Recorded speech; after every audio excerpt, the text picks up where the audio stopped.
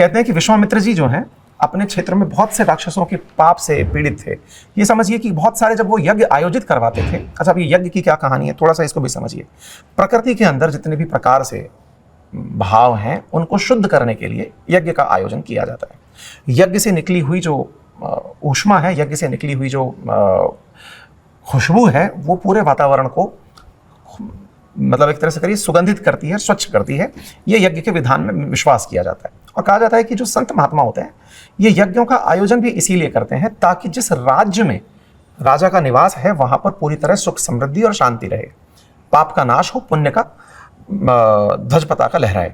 जब ये सब चीजें हो रही होती हैं तो एक बड़ा सवाल ये बनता है कि विश्वामित्र जी किस अधिकार से दशरथ जी से मदद मांगने गए। तो यहाँ ध्यान रखिएगा, ये जब अपने वो कराया जाता है, आज भी जब संकल्प कराया जाता है तब पंडित जी, ऋषि महात्मा ये बोलते हैं कि हमने आपके लिए ये किया है। तो जितने भी राजकाज हैं उन राजाओं के राज में यज्ञ का आयोजन राजा की खुशहाली के लिए होता है। ठीक है, तो विश्वामित्र जी इसी आधार पर दशरथ जी से मदद मांगने जाते हैं। ये मदद नहीं, असल में उनका अधिकार मांगने जाते हैं कि सुनिए हमने आपके लिए बहुत कुछ किया है, अब आप भी हमारे लिए करिए। इसीलिए जब किसी राजा के पास कोई महाराज आते हैं, संत महात्मा आते हैं जो जग कल्याण के लिए कार्य कर रहे होते हैं, तो राज का ये पहला धर्म बनता है कि वो उनके लिए कार्य करें, उनके लिए जो उन्होंने मांगा है वो हो। अब विश्वामित्र जी समझिए कि उस समय के बहुत विद्वान संत रहे हैं, महात्मा रहे हैं, महर्षि रहे हैं। कितने मान रहे हैं विश्वामित्र जी? इतने मान रहे हैं कि उनके पास में उस समय की जो सबसे ज़्यादा तीक्ष्ण विधाएं हो सकती थी। आज के समय में अगर आप न्यूक्लियर बॉम्ब बोलते हैं तो समझिए न्यूक्लियर बॉम्ब जैसी जो तकनीकी थी वो सब विश्वामित्र जी के पास थी। लेकिन फिर सवाल आता है कि जब विश्वामित्र जी के पास सारी विधाएं थी तो फिर वो राम जी और लक्ष्मण जी को लेने क्यों गए जब आपके पास ही सब कुछ था? तो इसमें वाल्मीकि रामायण में ये बात लिखी है कि विश्वामित्र जी राजा दशरथ से कहते हैं कि मैंने जो व्रत लिया हुआ है उसमें यज्ञ के दौरान मैं किसी को श्राप नहीं दूंगा। अगर कोई राक्षस मेरे यज्ञ में विघ्न डालने आता है तो मैं उसे श्रापित नहीं करूंगा। और जब मैं श्रापित नहीं करूंगा तो इसका क्या मतलब हुआ? इसका मतलब हुआ कि मैं किसी और से कहूंगा कि वो मेरे यज्ञ की रक्षा करे। ये यज्ञ है ही ऐसा। ठीक है, ये वाल्मीकि रामायण में लिखा है। अभी इस उदाहरण को मैंने थोड़ी देर पहले ही आपके सामने पढ़ा है। लेकिन जो मानस में इस बात की व्याख्या है वो बहुत ही खूबसूरत है कि जब मुनि का आगमन होता है और जब मुनि पहुंचते हैं आकर के राजा दशरथ के यहाँ पर, तो राजा बहुत प्रफुल्लित होते हैं क्योंकि विश्वामित्र जी आए हैं। अच्छा, और वशिष्ठ जी जो हैं वो राजा के दरबार के अंदर ही राजगुरु हैं। एक तरह से समझिए कि उनके अपने पर्सनल साइंटिस्ट हैं जो उनको राजधर्म बताते हैं कि देखिए धर्म क्या है, प्रजा के लिए आपको क्या करना है, क्या करना चाहिए और क्या नहीं करना चाहिए। भगवान राम अभी तक 16 साल के भी नहीं हुए हैं और इस समय जब विश्वामित्र जी आते हैं तो आकर के बोलते हैं, मुनि आगमन सुना जब राजा, मिलन गया ले प्रीत समाजा, करी दंडवत मुनि मन मानी, निज आसन बैठा रही आनी। भाव क्या है कि राजा जब मुनि का आना सुनते हैं तब वे ब्राह्मण समाज को साथ लेकर मिलने जाते हैं, दंडवत करके मुनि का सम्मान कर कर उन्हें अपने आसन पर बिठाते हैं। ये मानस में ये बात लिखी है। मतलब विश्वामित्र जी को वो सम्मान है कि आप, जैसे होता है ना कि अगर आज हमारे गुरु हमारे यहाँ आते हैं तो हम जिस भी स्थान पर जैसे हम श्रेष्ठ मानकर बैठे हैं उन्हें सबसे पहले वो स्थान देते हैं कि महाराज आप आ गए, क्योंकि आपके ही ज्ञान का ये सब सार है। चरण पखार की नहीं अति पूजा, मौसम आयु धन्य नहीं दूजा, विविध भांति भोजन करवावा, मुनिवर हृदय हर्ष अति पावा। भाव क्या है? भाव ये है कि चरणों को धोकर के फिर विश्वामित्र जी के चरणों की पूजा होती है और कहा जाता है कि आज हम धन्य हो गए, आप आए हैं, आप श्रेष्ठ मुनि हैं और आपके आने से हृदय में बहुत हर्ष हो रहा है। इस भाव को समझने का प्रयास कीजिए कि विश्वामित्र जी का दशरथ जी के दरबार में बहुत सम्मान है। मतलब इस सम्मान को आप इस तरह से समझिए कि आज जब आपके समाज में कोई अति विशिष्ट अतिथि आता है तो विश्वामित्र जी को दशरथ जी वही सब सम्मान दे रहे हैं। तो इन सब भावों को मैं आपके सामने, पुनि चरणन मेले सुतचारी, राम देख मुनि देह विसारी, भय मगन देखत मुख शोभा, चन चकोर पूरन सभी लोभा। फिर राजा ने चारों पुत्रों को मुनि के चरणों में डाल दिया। अब चारों भाई हैं, छोटे हैं, भगवान राम अभी 16 साल से छोटे हैं, ये प्रसंग में आपको पता चलेगा। तो जब आते हैं तो अपने श्रेष्ठ जनों से कहते हैं कि आइए आशीर्वाद लीजिए। श्रेष्ठ जन आए हैं तो बच्चों से कहते हैं चलिए बड़ों के आशीर्वाद लीजिए। तो बिल्कुल उसी तरह से जब भगवान श्री राम का चेहरा विश्वामित्र जी देखते हैं तो मन ही मन वो एकदम मग्न हो जाते हैं। और ये उनका मग्न जो है वो इस तरह से है जैसे पूर्ण चंद्रमा उन्हें लुभा रहा।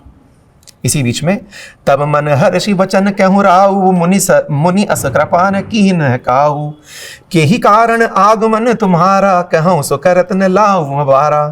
असुर समूह सतावहि मोही, मैं जाचन आया नृप तोही, अनुज समेत देहु रघुनाथा, निश्चर बद में हो सनाथा।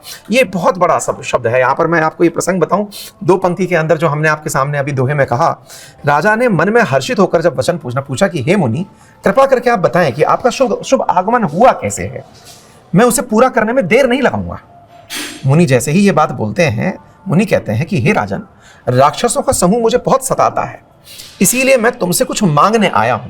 छोटे भाई सहित श्री रघुनाथ जी को मुझे दे दो, राक्षसों के मारे जाने पर मैं सनाथ हो जाऊंगा।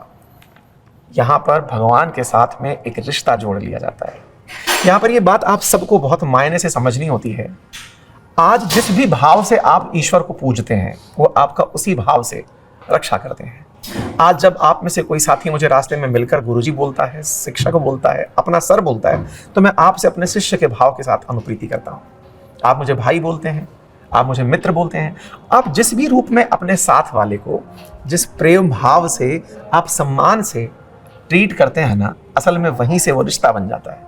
विश्वामित्र जी ने यहाँ पर भगवान श्री राम को अपने माता पिता तुल्य मान लिया है। कहा है कि अगर ये हमारे साथ हुए तो हम सनाथ हो जाएंगे।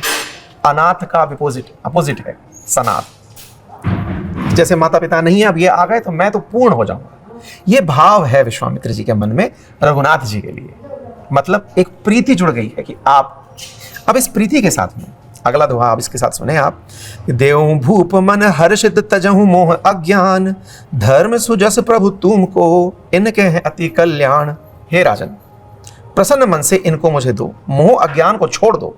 हे स्वामी, इससे तुमको धर्म सुयश की प्राप्ति होगी और इनका परम कल्याण होगा। अब जब राजा से इस बात को कहा जा रहा है, दशरथ जी अपने काल के चौथे प्रहर, मतलब आप ऐसे समझिए कि हम जब बोलते हैं ब्रह्मचर्य आश्रम और गृहस्थ आश्रम, वानप्रस्थ आश्रम, संन्यास आश्रम, वृद्धावस्था में जाकर दशरथ जी को पुत्रों की प्राप्ति हुई है और उस काल में उनका पुत्र प्रेम बहुत ही ज्यादा चर्चित है। आप में से बहुत से लोग इस बारे में ऑलरेडी जानते हैं कि जब भगवान राम का वनगमन होता है तभी जाकर के दशरथ जी का प्राण देह त्यागता है। तो ऐसे में दशरथ जी को पहली बार इस बात की अनुभूति होती है कि मेरे प्रिय राम को मुझसे ले जाने कोई आ गया है। और जब प्रयोजन पूछा जाता है कि भाई हुआ क्या है, सुने राजा अति अप्रिय बानी, हृदय कंप मुख दुति को मिलानी, चौथे पन पायत सुतचारी, विप्र वचन नहीं कहे हूं विचारी। मतलब चौथे पन में मैंने ये सुत पाए हैं और आप इन्हें लेने आ गए हैं। मागहूं भूमि धेन धन कोसा, सर बस देहूं आज सहरोसा, देह प्राण ते प्रिय कछु नाही, सोय मुनि देहु निमिष एक माही, सब सुत प्रिय मोहि प्राण की नाही, राम देत नहीं बनहि गोसाई। ये उसे राम नहीं दिए जाएंगे, मुझसे राम नहीं दिए जाएंगे। दशरथ जी मुनि से ये रिक्वेस्ट कर रहे हैं। कह निशिचर अति घोर कठोरा, कह सुंदर सुत परम किशोरा, सुन नप गिरा प्रेम रस सानी, हृदय भरस मान मोति ज्ञानी, तब वशिष्ठ बहु विधि समझावा, नृप संदेह नास कह पावा।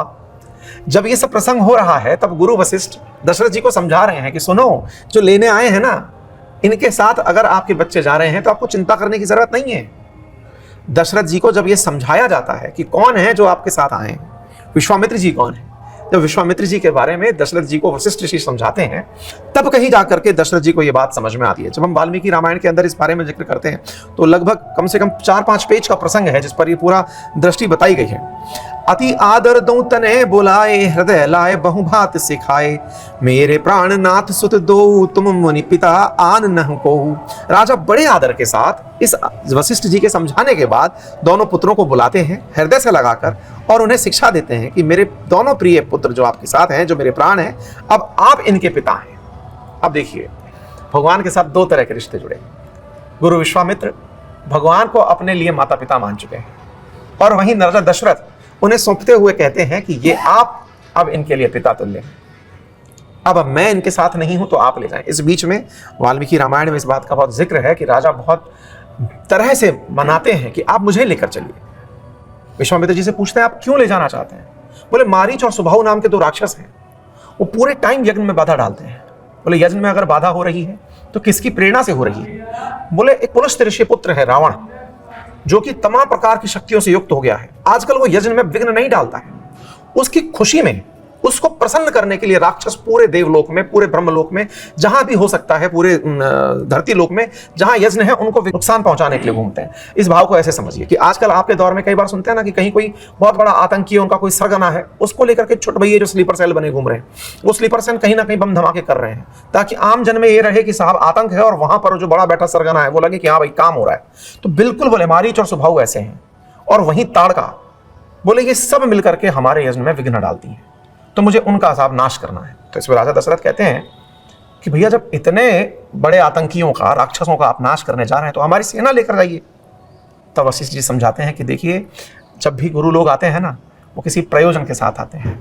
विश्वामित्र जी आज ही जब इनको आपके साथ लेकर जा रहे हैं, इन्हें वो सारी शिक्षाएं देंगे। वो कौन सी शिक्षाएं हैं मैं वो आपको बताऊंगा आगे चल करके।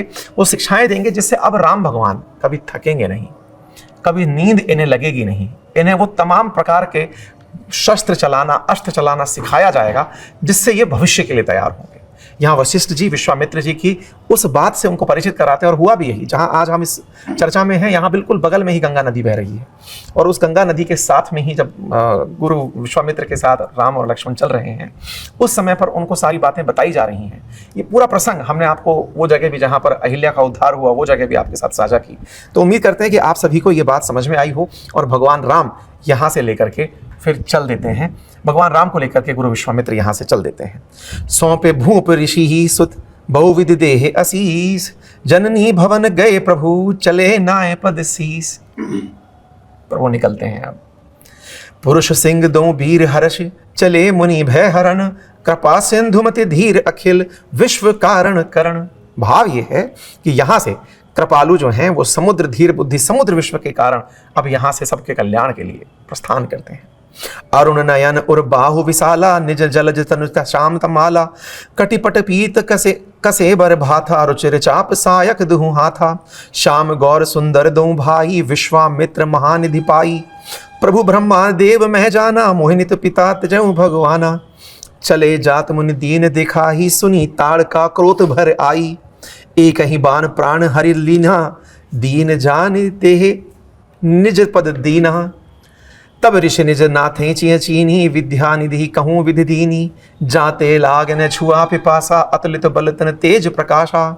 आयुध सर्प समर्प के प्रभु निज आश्रम आन, कंद मूल फल भोजन दीन, भगत हित जान। बोलो सियावर राम जय जय राम, अवधपति राम जय जय राम। विश्वामित्र जी की जो मिली हुई जो शिक्षा है, प्रभु श्री राम ने ताड़का का मात्र एक तीर से चलाकर वध कर दिया है। यह है मानस के अंदर प्रसंग। आज जहां हम हैं, यहाँ पर ताड़का का जहां वध हुआ, वहां पर चरित्र स्थल बन चुका है। विश्वामित्र जी को यहाँ पूजा जाता है। जिस भवन में आज हम हैं, यहाँ भगवान विष्णु का बहुत ही सुंदर विग्रह है। हमने आशीर्वाद लिया। उम्मीद करते हैं आप सब तक ही ये भाव पहुंच रहा हो। चलिए इसी के साथ जय श्री राम।